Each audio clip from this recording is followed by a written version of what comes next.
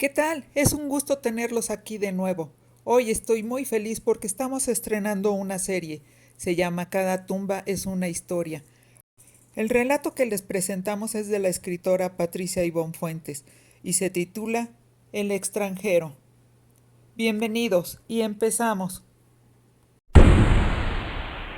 Silverio fue un niño muy pobre, de esos que siempre andan descalzos, con pantalón corto y pidiendo dinero en los restaurantes de la playa. Lo único que heredó de su padre, quien murió en un accidente de trabajo en un barco pesquero cuando Silverio tenía 15 años, fue una lancha que ahora, 7 años después, se encuentra a punto de quedar inservible. Y es que el tiempo no perdona, eso es lo que pensaba Silverio, que había visto morir a todos los miembros de su familia.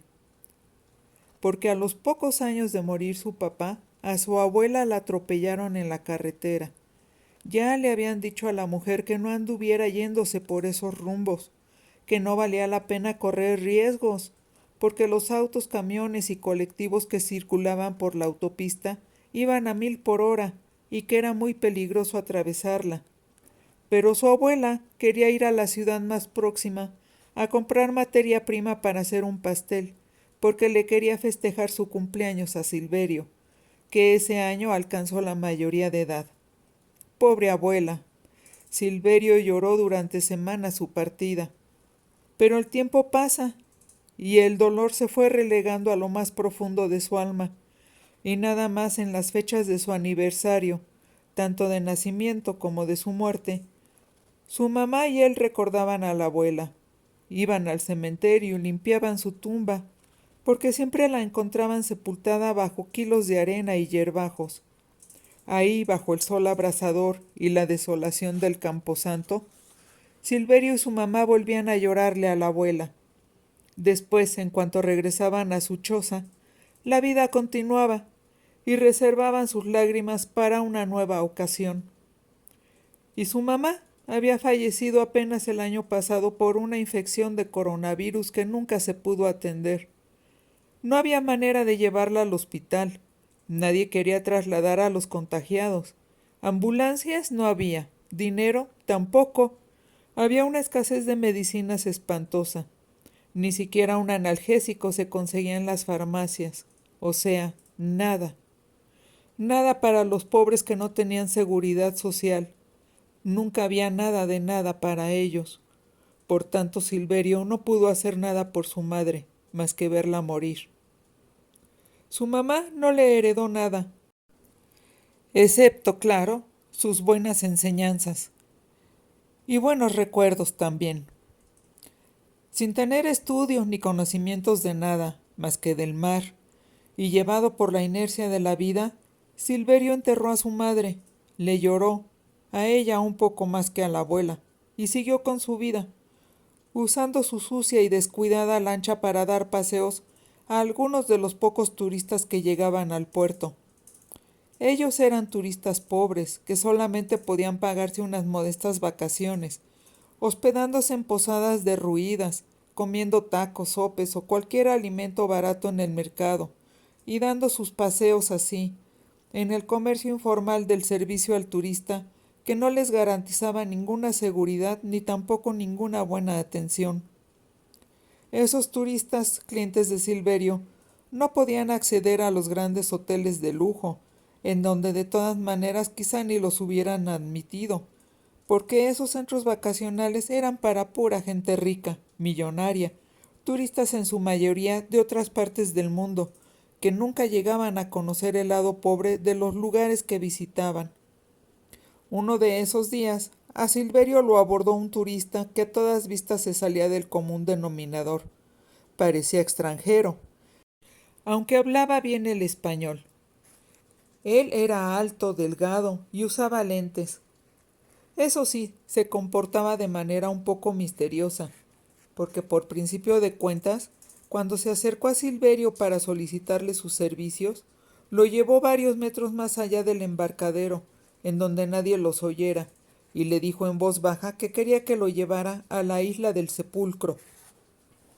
Silverio se asombró. Ir para allá es muy peligroso, güerito. le informó al extranjero. Pero yo he ido y regresado varias veces. Veme, no me ha pasado nada. Aquí la clave está en encontrar a la persona idónea, alguien que domine el mar, como tú. O al menos eso es lo que se rumora por los alrededores, que tú eres el único que va para allá, para la isla del sepulcro. Yo creo que le han informado mal, güerito, porque mire, yo creo que no. Me tomé el tiempo suficiente para investigar. Silverio seguía muy reticente, por lo que le respondió. Mire, así están las cosas. Hay mucho oleaje, güerito, rocas grandes. Si el mar está picado, no se puede controlar la lancha. Muchos se han muerto allá y sus cuerpos nunca han sido encontrados. Los jala la corriente, güero, y dicen que van a parar hasta el otro lado del mundo. ¿Sabe por dónde? Allá por el mar de la China.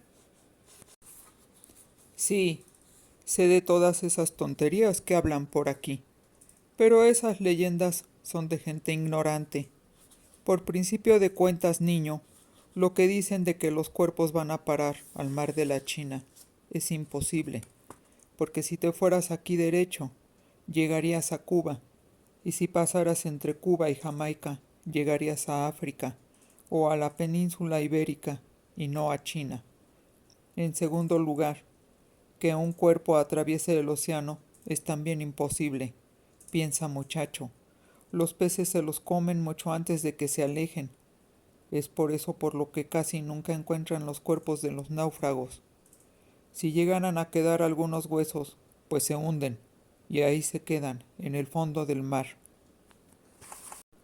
Pues está muy interesante lo que dice, mister. Parece saber mucho del lugar, entonces ya sabrá que nadie lo va a querer llevar para allá. Ya le dije, es peligroso, por eso le pusieron ese nombre, Isla del Sepulcro, porque ha sido la tumba de muchos, mister. ¿Crees que te ubiqué al azar? ¿Que te escogí por tu cara bonita? No sé a qué se refiere, contestó Silverio, un poco a la defensiva. El extranjero sonrió. A Silverio le dio la impresión de que el tal mister pensaba que tenía dominada la situación, como si salirse con la suya fuera cosa de todos los días. He estado investigando y sé que ganas dinero haciendo lo que otros no se atreven a llevar a cabo. Sé que has ido y regresado a la isla varias veces, como yo. En eso nos parecemos, ¿no crees? No te importa desafiar el peligro. Mire, mister, no me gusta que me investiguen. Fue lo único que se le ocurrió contestar a Silverio. La verdad era que el extranjero lo intimidaba un poco, pero al mismo tiempo era claro que lo estaba retando, lo tentaba para que accediera a sus peticiones. Dime cuánto es lo que quieres que te pague. Pero si todavía no he aceptado, oiga. Pero lo harás, y lo sabes. Se quedaron mirando unos momentos, suficientes para comprender que efectivamente realizarían esa peligrosa y hasta torpe aventura, que unirían sus destinos en una odisea que podría ser la última de sus vidas. Pues que sean 20,000 pesitos, mister. Silverio soltó aquella cifra intentando evadir el compromiso. 20,000 pesos era mucho dinero, y de seguro el extranjero se negaría a pagarlos y se iría a buscar a otro menso, dejándolo a él en paz, y si se los pagaba porque a pesar del alto costo mantenía su necedad de ir a la isla, entonces esos 20,000 pesos serían suficientes y bastantes como para que valiera la pena correr el riesgo. Los viajes comunes en su lancha para recorrer los manglares y la zona protegida donde había flamencos los cobraba a 200 pesos por persona, así que cobrar 20,000 era una barbaridad. Pero el extranjero, al escuchar la cifra, ni siquiera se inmutó. Está bien. Quizás el mister esperaba una cantidad mayor, pensó Silverio, y se maldijo a sí mismo interiormente por no ser más sagaz y haber adivinado que el tipo estaba dispuesto a pagar lo que se le pidiera. Necesito preparar la lancha, mister, comprar diésel y otras cosas. No podría ser ahorita mismo, de una vez se lo advierto. ¿A qué hora te veo mañana? Quiero que sea muy temprano. Estaré en la isla varias horas y vamos a necesitar la luz del sol. Silverio estuvo a punto de arrepentirse, porque pensó que para qué querría ese imbécil extranjero estar allá hasta la isla del sepulcro y muchas horas. Allá no había nada. Era una selva tupida, llena de insectos y de alimañas venenosas, salpicada por donde quiera de cacas de aves marinas y con tantas rocas que, exceptuando la zona de la playa, todo lo demás era un territorio inexpugnable. Podemos irnos a las 4 de la mañana, mister, si quiere, digo, antes de que salgan los demás pescadores y empiecen a preguntar que a dónde vamos. El extranjero sonrió, satisfecho. Observó a Silverio con otros ojos, evaluándolo y sintiéndose muy cómodo con el trato que había hecho con el muchacho. Veo que aparte de valiente, eres listo. Nos vamos a entender. Necesito 2000 de adelanto, güero, dijo Silverio, sin demostrar que se sentía halagado por la apreciación del extranjero. No sonrió, sino que solo estiró el brazo y pidió con una seña de la mano el dinero.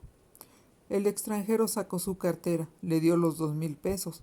Silverio desconfiaba, no del extranjero en particular, sino que siempre había sido desconfiado. Sabía que siempre existían personas abusivas, que trataban de sacarle provecho a los demás. Y el resto me lo paga ya en cuanto lleguemos a la isla, mister. Si no lleva el dinero lo dejo allá y a ver quién carajo lo va a rescatar, ¿eh? El extranjero soltó una carcajada. Se le notaba que estaba de buen humor. Fuera lo que fuera que iba a ir a hacer a la isla, parecía que le emocionaba, que era algo muy importante, y por lo tanto eso despertó el interés de Silverio. Al día siguiente, Silverio llegó al embarcadero a las 3:30 de la mañana. Fue acompañado por su novia Julia, y no le extrañó ver que el extranjero ya estaba ahí, esperando. Al extranjero no le hizo gracia que Silverio se presentara acompañado. Pensé que había quedado claro que este asunto era confidencial, le dijo el extranjero a Silverio, sin ocuparse siquiera de saludar a Julia, quien se sintió intimidada y guardó silencio. Esto sigue siendo confidencial, mister. Ella es de toda mi confianza. Le traje porque cambié de parecer. Quiero que me pague ahorita antes de irnos. Ella viene para guardarme el dinero en su casa. No dirá nada, tan seguro estoy de eso que lo garantizo con mi vida, güerito. Al extranjero le extrañó tanta vehemencia, pero por lo menos quedó conforme. De mala gana sacó el sobre con el dinero, se lo entregó a Silverio. Sin contarlo ni sacarlo siquiera del sobre, Silverio se lo entregó a Julia y le dijo cortésmente: «Vete y guárdamelo, si no regreso hoy será mañana. No te preocupes, que voy a regresar». Julia asintió, se guardó el sobre con el dinero en el escote, y sin arrumacos ni despedidas románticas, se dio la media vuelta y se alejó con prisa. Silverio se relajó un poco. «¿Es tu novia?», le preguntó el extranjero. Silverio no respondió. En lugar de eso, su atención se dirigió hacia unos bultos que estaban en el suelo. Todos los implementos que llevaba el viaje al extranjero, seguramente, entre los cuales había 2 palas. Silverio pensó, claro, de eso se trataba. De seguro al extranjero le habían llegado las leyendas de que en la isla del sepulcro había tesoros, muchos tesoros escondidos, enterrados desde tiempos de la colonia, ya que aquel lugar había sido guarida de los piratas. Silverio sonrió por dentro, se rascó una ceja, no dejaba de asombrarle la ingenuidad de las personas. Y la verdad, nunca pensó que el extranjero fuera de esos ilusos que pensaban que podían hacerse ricos así tan fácil. Desde que Silverio era niño, corrían esas leyendas. Había sido testigo de cientos, quizá de miles de personas que se creían lo de los tesoros y habían pagado expediciones hasta con buzos. Habían untado la mano con sobornos a las autoridades para que los dejaran hacer y deshacer en la isla. Pero todo había sido en vano. La verdad, así a secas, es que no existía ningún tesoro. Pero allá él, pensó Silverio, si es feliz pensando que lo encontrará. ¿Quién soy yo para destruir sus ilusiones? Y esta vez su sonrisa no fue del todo mental, porque el extranjero la vio y le preguntó, muy serio, sintiendo como una burla o como un mero desprecio el gesto divertido del muchacho. ¿Qué es lo que te causa tanta gracia? Le preguntó el extranjero. Ah, nada, güerito, es que me acordé de un chiste. El extranjero le echó una mirada de advertencia, pero dejó pasar las cosas. Señaló los bultos y le pidió de manera autoritaria, como corresponde a quien ya ha pagado por un servicio. Hay que echar eso a la lancha. Y como corresponde a quien se da por bien pagado, Silverio cargó con todo y pronto estuvieron listos para zarpar. Todavía era de noche cuando llegaron a la isla. Estuvieron a punto de zozobrar varias veces. La impetuosidad de las olas y las rachas de viento movieron la lancha como si fuera una hoja seca arrastrada por el aire que anticipa una tormenta. Pero no en balde Silverio sabía maniobrar en el mar y controlar su lancha con pericia, porque ante la callada y preocupada admiración del extranjero, demostró estar a la altura de las circunstancias y pudieron atracar la lancha en una pequeña rampa de piedras que hizo las funciones de un muelle natural. El entusiasmo del extranjero había desaparecido durante la media hora que batallaron con el oleaje, esquivando los riscos y afiladas rocas, pero después de amarrar la lancha y cerciorarse de que allí estaba a salvo la embarcación, se le notó que volvió a elevársele el espíritu aventurero, y para sorpresa de Silverio, fue el extranjero quien lo condujo al lugar preciso al que quería llegar. Hasta parecía que tenía un mapa mental detallado y exacto. Silverio cambió su percepción de las cosas. Se dio cuenta del muy equivocado concepto que tenía del extranjero. De inmediato supo que se tenía que andar con cuidado. Ese tipo traía algo entre manos, algo grande al parecer. Ya él simplemente lo estaba utilizando para conseguir sus fines. Que supuso, muy pronto se enteraría de ellos, por lo que guardó silencio y esperó a ir recibiendo la situación como se fuera presentando, sin afán de querer enterarse de todo por anticipado. El extranjero se desorientó unos momentos, a veces parecía que ya se había perdido, pero cuando ya había clareado y el sol empezaba a elevar la humedad del suelo y de la vegetación, haciéndolo sudar a chorros, el extranjero se detuvo y señalando unas rocas tomó una de las palas y dijo, en el mismo tono autoritario que no admitía regateos: Ayúdame. Tenemos que quitar ese montón de rocas y después excavar. Fue hasta ese momento que Silverio notó que las rocas estaban apiladas de manera poco natural. Nada que fuera ostensible, pero para un ojo entrenado en ver las formaciones naturales, era evidente que alguien las había colocado ahí para esconder algo, para dejar sepultado debajo algo valioso, pues nadie esconde algo con tanto esfuerzo si no es porque es bastante apreciado. El extranjero había pensado en todo. Llevaba agua, galletas y unas tortas. Después de unas horas la excavación iba bastante bien.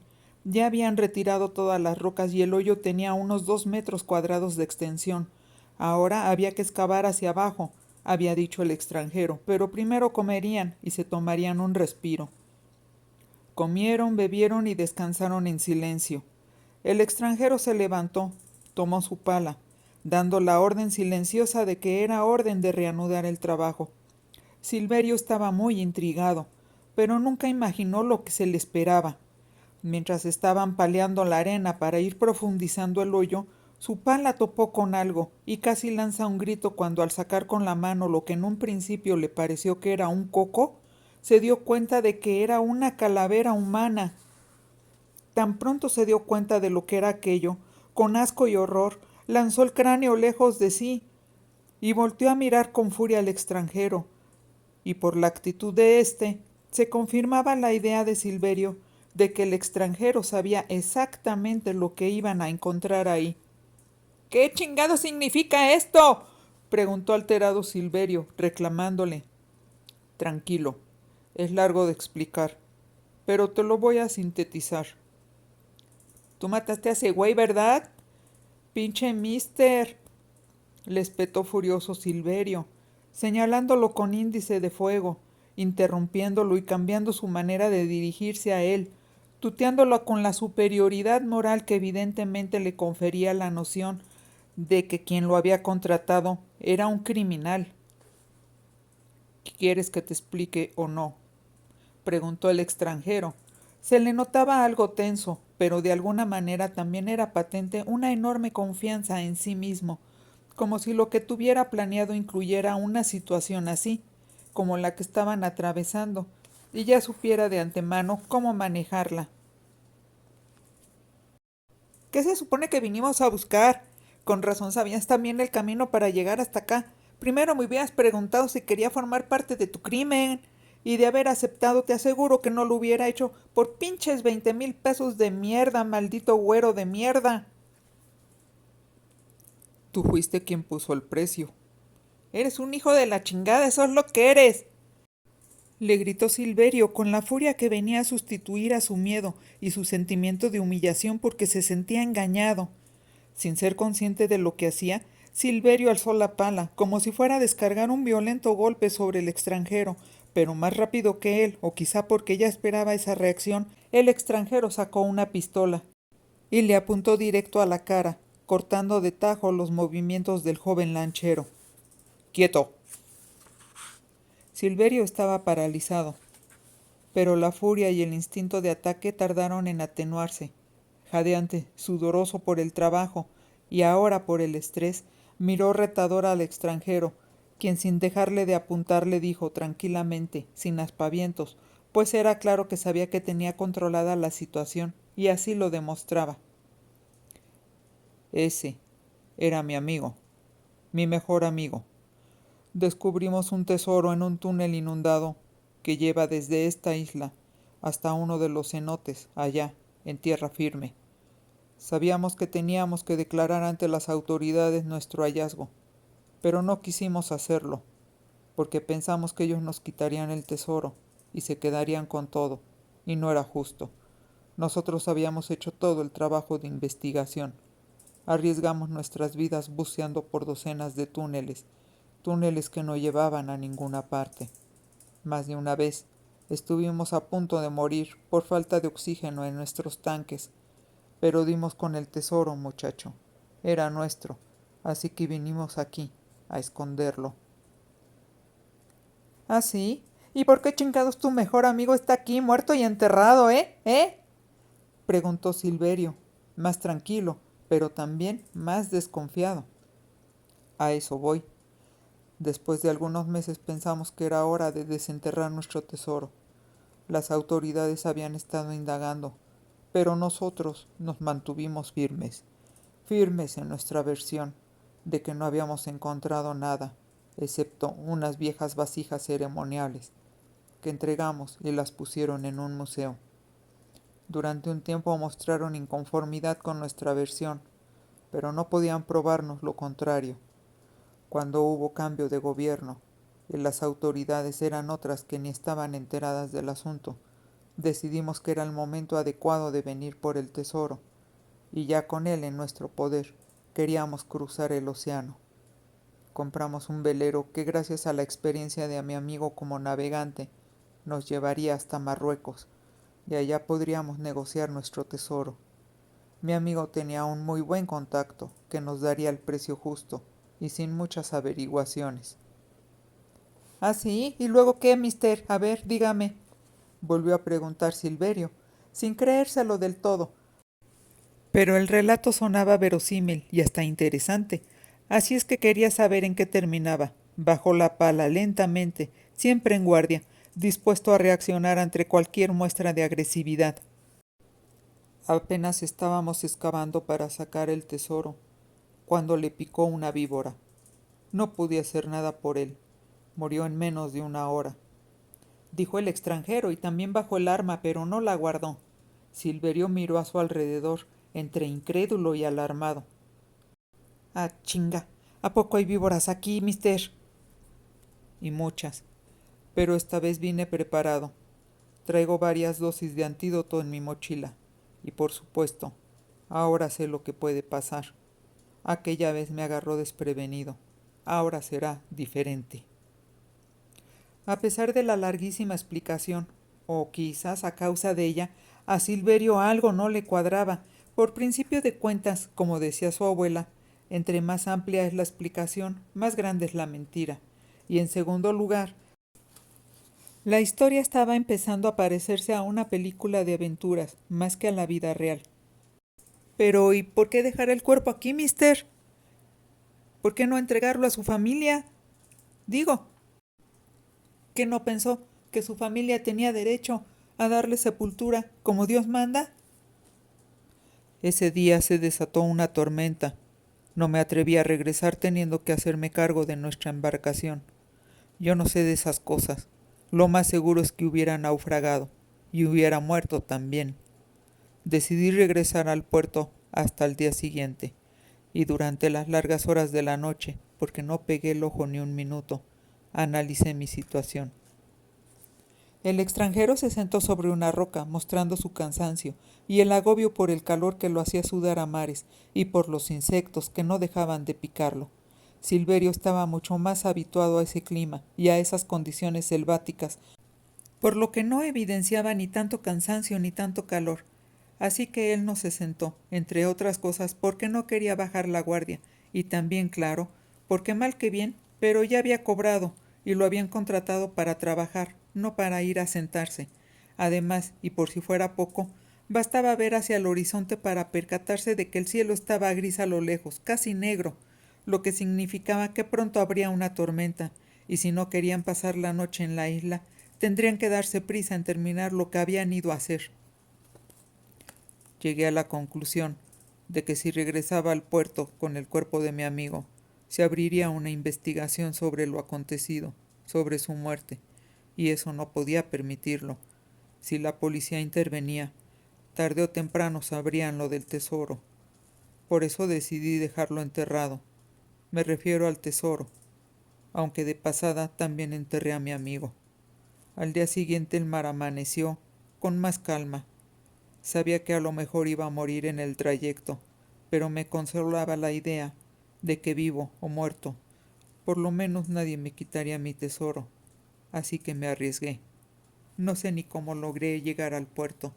Se descompuso el motor porque el velero pegó contra las rocas, por lo que tuve que desplegar las velas en el aparejo. Nunca lo había hecho. Simplemente no podía amarrarlas al mástil, de tan fuerte que estaba el viento. El velero se movía tanto que varias veces estuve a punto de salir botado y caer al mar, pero finalmente lo logré.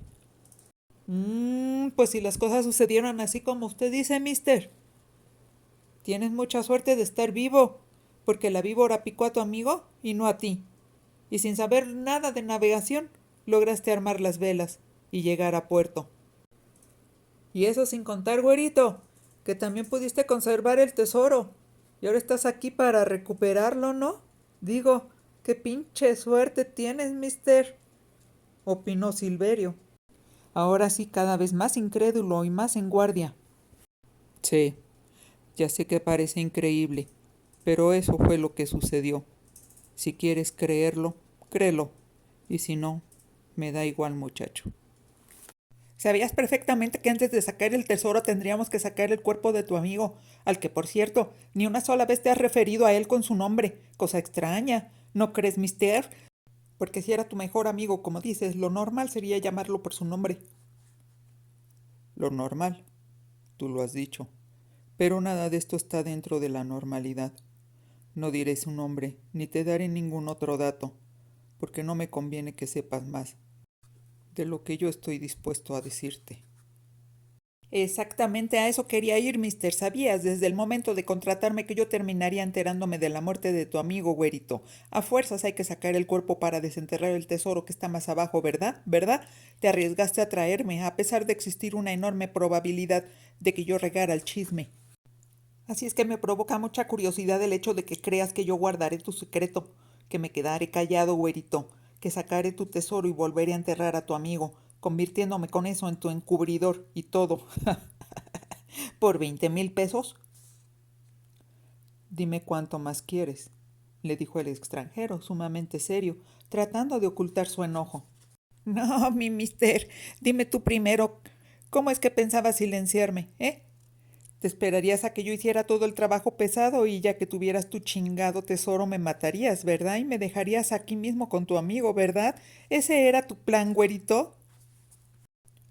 Se acabó la plática. No tenía pensado hacer nada. Venía por el tesoro y punto. Estás medio loco, ¿sabías? Ya imaginaste toda una conspiración en tu contra. Pero créeme, nunca pensé en matarte, porque a tipos como tú, tan muertos de hambre, no se les tiene que matar. Basta con darles el suficiente dinero para que salgan de jodidos. Por eso vuelvo a preguntarte, y será la última vez que lo haga. ¿Cuánto más quieres? Silverio se sintió ofendido, pero ponderó la situación, pues tonto no era. Algo como lo que estaba viviendo no le volvería a pasar nunca en su vida. Por tanto, era esa su única oportunidad para efectivamente salir de jodido, y no la iba a desperdiciar. El extranjero dependía de él, porque ya lo había confesado. No sabía nada de navegación. Y si la vez pasada había podido llegar a puerto gracias a que traían un velero nuevo, esta vez tenía la muerte asegurada, porque su lancha estaba a punto de destrozarse, pero de vieja. No necesitaba la ayuda de las rocas. A la primera que chocara contra ellas o quisiera cortar una ola muy de frente, la lancha se iría a pique en pedazos y el tipo moriría. Así que había bastantes probabilidades de que no lo matara, porque lo necesitaba para llegar a puerto a salvo y dejar la isla. Quiero la mitad, güerito, dijo Silverio, sin ambajes. El extranjero soltó una carcajada que desconcertó a Silverio. Y a partir de ahí, todo sucedió muy rápido. El extranjero, aún riendo, le apuntó a Silverio y apretó el gatillo. Silverio vio la muerte de frente. Por una fracción de segundo se dio por muerto, pero la pistola no disparó. Quizás cuando estuvieron a punto de zozobrar y las olas empaparon la lancha, se había mojado la pólvora en la bala. Quizás simplemente Silverio corrió con suerte. El caso es que tuvo que reaccionar al instante. Ahora ya estaba claro el panorama. Era él o el extranjero. Así de fácil. Ya no habría negociaciones de por medio. Y tan rápido como pudo, reuniendo toda su fuerza, le soltó un golpe con la pala en pleno rostro. Le rompió los lentes, que salieron volando hechos pedazos. El extranjero cayó hacia atrás con la nariz destrozada, pero estaba vivo y furioso. Buscó su arma, manoteando sobre la arena, y cuando la encontró, le apuntó de nuevo. Aunque estaba bastante atarantado y sin sus lentes, tal vez no podía ver bien, así y todo, disparó otra vez. Esta vez sí salió el disparo. La bala se incrustó en el tronco de un árbol, a pocos centímetros de la cabeza de Silverio. El muchacho inclusive sintió las astillas que salieron volando del tronco del árbol y pasaron muy cerca de su rostro. Pero para ese momento, él ya estaba dando el segundo golpe. No podía perder la oportunidad de salir con vida. Esta vez utilizó el canto de la plancha de la pala para pegarle al extranjero en la cabeza. Silverio sintió claramente la gran herida que le había provocado. Hasta escuchó el crujir de huesos. El extranjero manoteó. La sangre le bañaba el rostro. Quiso volver a disparar o ponerse de pie, pero no pudo hacer ni una cosa ni la otra, porque se había apoderado de Silverio una furia criminal nunca conocida. La adrenalina de haberse sentido a punto de ser asesinado, de sentirse condenado irremediablemente a morir, lo transformó en una fiera y le dio varios golpes más al extranjero hasta que estuvo seguro de que ya no se movería.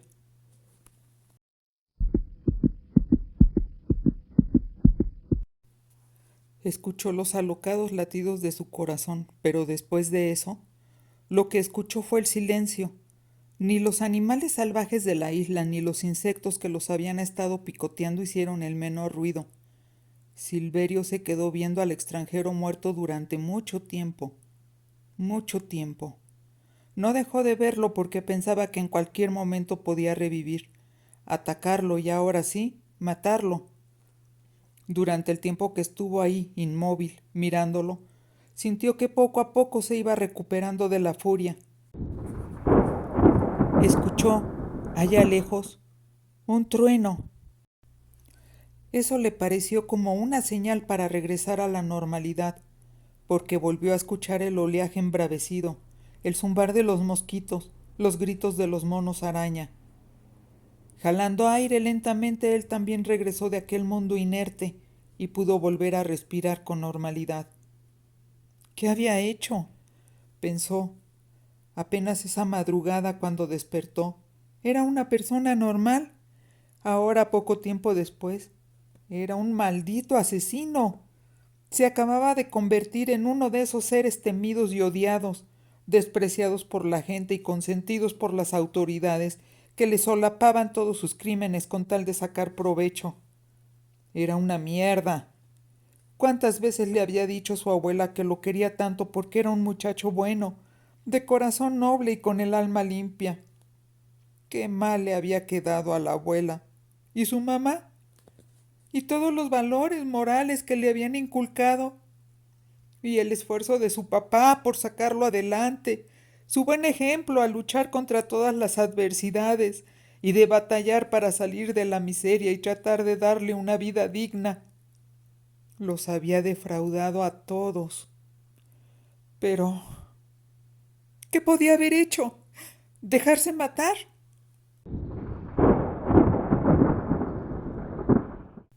Un nuevo trueno, en el lejano horizonte negro, le contestó. No a lo que se preguntaba a sí mismo, eso lo tendría que resolver más tarde, preferentemente cuando ya estuviera en calma y a solas. Lo que le dijo el trueno fue que la vida ponía pruebas muy duras y que lo único que importaba en ese momento, dejando de lado las cuestiones morales, era que se avecinaba la tormenta, y le aconsejó que hiciera lo que tuviera que hacer. Pero ya. El muchacho se tomó un minuto entero para plasmar en su mente la ruta a seguir. Tendría que enterrar al extranjero. Tal vez alguien los había visto juntos el día anterior. Recordó la carcajada del extranjero en el muelle. Recordó haberse fijado que algunos volteaban a verlos. Así que sobre ese asunto no había otra opción, lo tendría que esconder. El hoyo ya estaba lo suficientemente grande para convertirse en su tumba. La segunda cuestión era el tesoro. Seguramente estaba a poco de dar con él. ¿Se quedaría con el tesoro? Sopesó la opción de dejarlo exactamente en donde estaba, no perder tiempo en tratar de sacarlo. Así que lo mejor sería volver a enterrar el cráneo del amigo, luego le echaría encima el cadáver del extranjero y taparía el hoyo, dejándolo con el montículo de rocas encima. Ahí quedarían juntos los dos como buenos amigos hasta la eternidad. Terminando todo eso tendría que largarse cuanto antes de ahí. Ya había cobrado sus 20,000 pesos. Si se dejaba tentar por la codicia, algo malo pasaría, estaba seguro. Su mamá, que en paz descanse, que al igual que su abuela gustaba de los dichos y refranes, decía que la avaricia rompe el saco. Lo que significaba que por estar pensando en el tesoro podía descuidar otras cosas más importantes, como su vida, por ejemplo, o su libertad. Tenía 22 años. ¿Estaba dispuesto a arriesgar su libertad por el resto del tiempo de vida que Dios le había asignado? No sabía nada del extranjero. ¿Y si ya era un tipo buscado por la policía? ¿Y si al regresar al puerto con el tesoro cargando en su lancha, ya lo estaban esperando los investigadores policíacos en el muelle?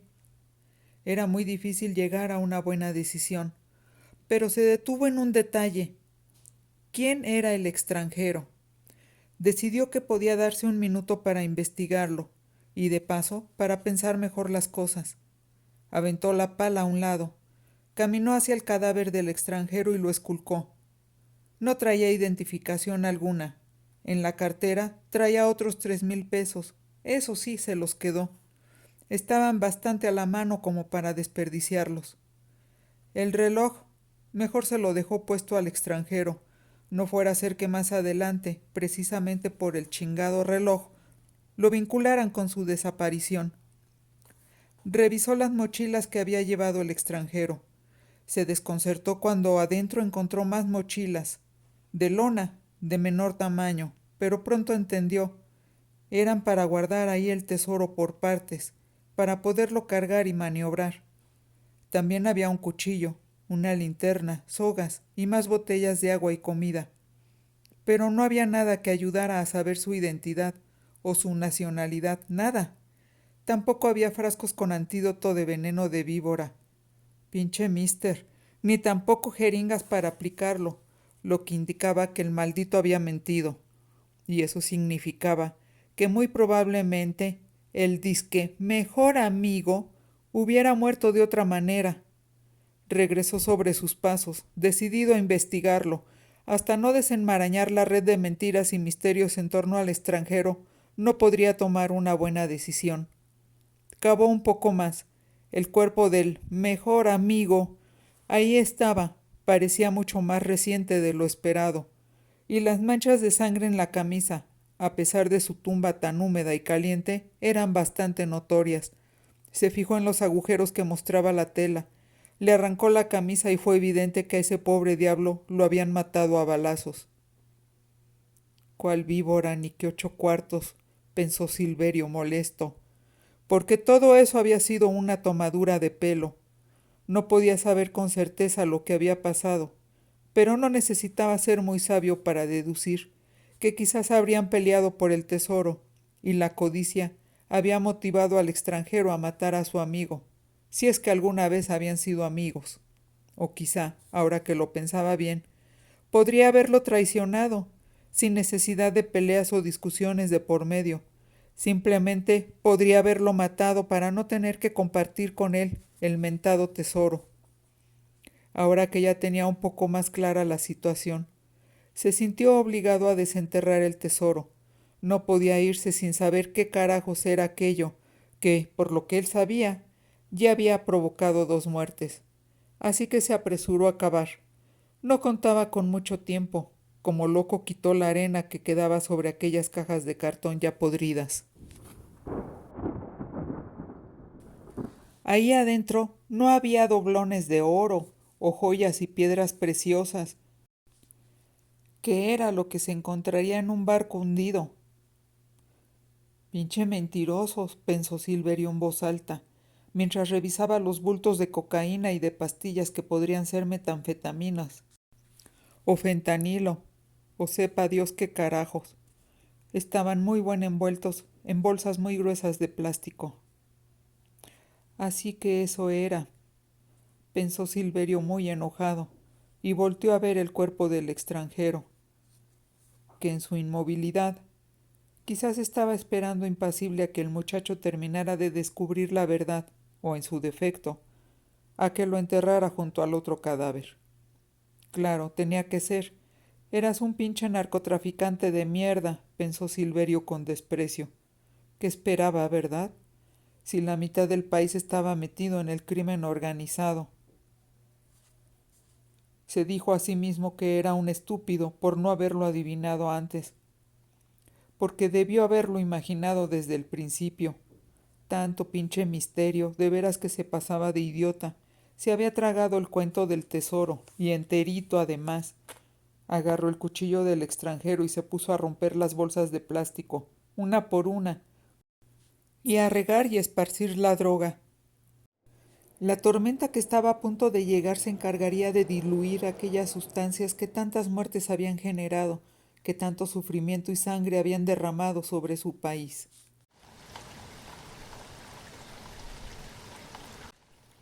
La lluvia empezó a caer, todavía no con la fuerza que caería en poco tiempo, pero sirvió para lavarle la conciencia a Silverio. Se justificó pensando que su corazonada inicial era certera. El extranjero hubiera acabado matándolo, ya fuera cuando llegaran al puerto, o pocos días después, pero su destino ya estaba sellado, desde el mismo momento en el que aceptó hacer el viaje a la isla del sepulcro. Lanzó la pistola y los pedazos de los lentes del extranjero al fondo del agujero, y mientras echaba también los cuerpos, las bolsas de plástico y las cajas que habían contenido la droga y los tapaba con la arena y las rocas, la lluvia arreció, y él se dedicó a pensar que si se hubiera negado a llevar al extranjero a la isla, nada de eso hubiera pasado. Pero ahora su vida había dado un giro tremendo, de 180 grados, porque sabía que ya nada sería igual que antes. La tormenta se desató. Silverio se sentó sobre la misma roca en la que había muerto el extranjero. Descansó, porque estaba muerto de cansancio. Bebió agua y se acabó la comida que había llevado el extranjero. No podía regresar al puerto con esas condiciones climáticas. Así que esperó ahí toda la noche, en la isla que tantas muertes había presenciado, o quizás que tantas muertes había atraído. Cuando faltaba poco para que amaneciera, el viento dejó de soplar y la calma regresó. Tomó las mochilas y las palas, no dejó nada que indicara que ahí había cuerpos enterrados. La sangre del extranjero había sido arrastrada por la lluvia torrencial. De la droga tampoco quedaba nada. Caminó de regreso a la lancha y en el trayecto se perdió, pero se ubicó por el sol que ya empezaba a salir. Se fue de la isla, pensando que ojalá en el futuro nada pudiera indicar que el extranjero y él habían estado ahí.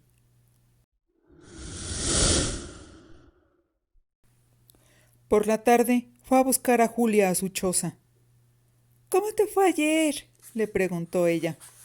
Aburrido. El tipo quería hacer muchas fotos y videos.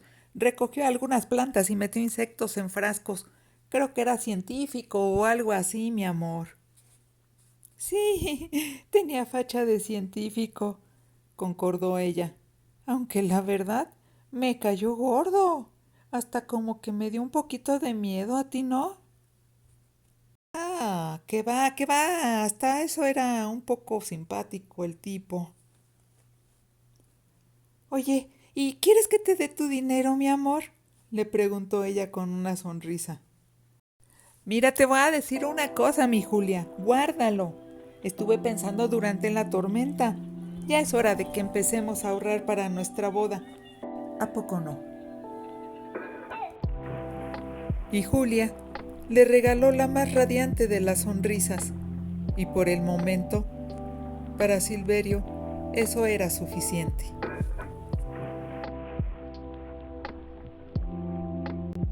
Esperamos que te haya gustado. Si fue así, por favor suscríbete y dale like. Si quieres, deja un comentario o compártelo en tus redes sociales. Esperamos que lo hayas disfrutado. Hasta la vista. Nos veremos pronto.